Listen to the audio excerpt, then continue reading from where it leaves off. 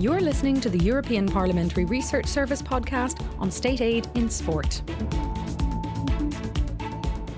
State aid, which gives a company an unfair competitive advantage over its commercial rivals, is explicitly forbidden by the EU's single market rules, but there are exceptions. Such as the financing of sports infrastructure in the interest of all citizens. But the boundaries between the general interest and economic profit are becoming blurred, forcing the Commission to rethink the rules of the game. Want to know more? Stay with us.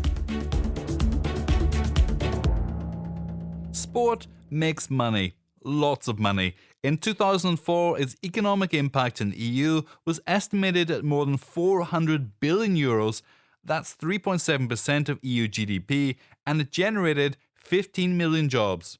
However, thanks to its social and cultural role, the sports sector has traditionally benefited from an exemption on state aid rules applying to the single market, notably for the construction of large sports infrastructure such as local football fields or swimming pools, which can be enjoyed by all citizens. In 2014, this general attitude was set in stone when the Commission adopted a general block exemption regulation clarifying the types of sport infrastructure investments that would benefit from an exemption from the EU's general laws on state aid. So what are the conditions? Well, one of the conditions is that the sports facility is not to be used exclusively by a single professional user and that access is granted on a transparent and non-discriminatory basis. But there are also financial conditions, such as a ceiling for investment aid of €30 million per project. Aid measures which do not comply with these criteria need to be notified to the Commission, which will then assess their compatibility with EU rules on state aid. So what do these rules say? Let's take a look. According to the EU treaties, a measure constitutes state aid if it grants an economic advantage to one or more parties through state resources, distorting competition and affecting cross-border trade. However, under certain conditions, the Commission may consider the state aid acceptable, notably when the support measures are seen to benefit the general interest. So how does the Commission determine this? To determine the compatibility of such measures with the treaty provisions, the Commission has developed a methodology which includes the so-called balancing test. The test is based on a set of questions that help the Commission to assess the negative effects of an aid measure and weigh them against the positive effects in reaching the objective of common interest. Let's take an example. Imagine a football club builds a new stadium with the help of public money and as a result boosts its financial profits. The club could then obtain an unfair economic advantage over other national or European clubs. Following the same logic, if an aid measure helps to promote sport in a city or region while improving security and creating new jobs, then the positive effects could be seen to outweigh the negative ones, and that state aid could be considered as justified. It's a difficult balance to strike, and as the precise scope for public intervention in sport-related matters has not always been entirely clear, the application of EU competition law to the sports sector is the result of fairly recent developments.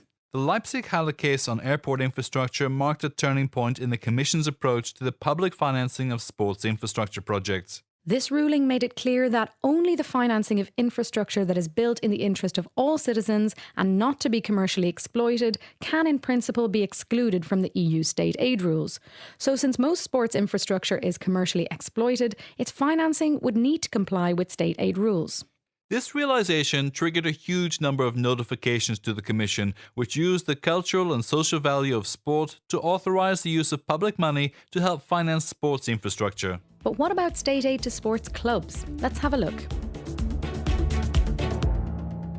Well, unlike state aid support for sports infrastructure, where soft policy has gradually evolved into hard law, the Commission has yet to develop clear rules on state aid to sports clubs, although it has taken some important decisions on individual cases.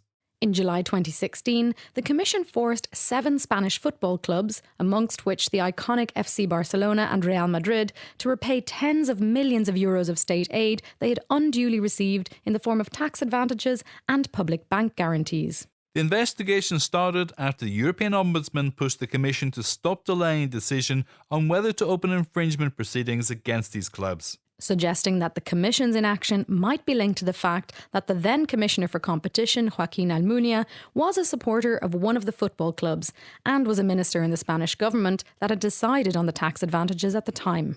A similar investigation was opened into 5 Dutch clubs which had received state aid from Dutch municipalities after running into financial trouble.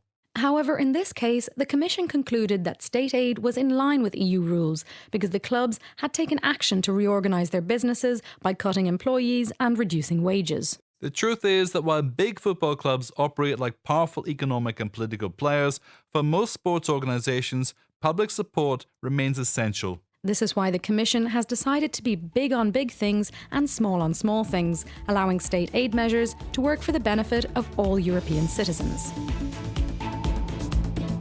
You're listening to the European Parliamentary Research Service podcasts.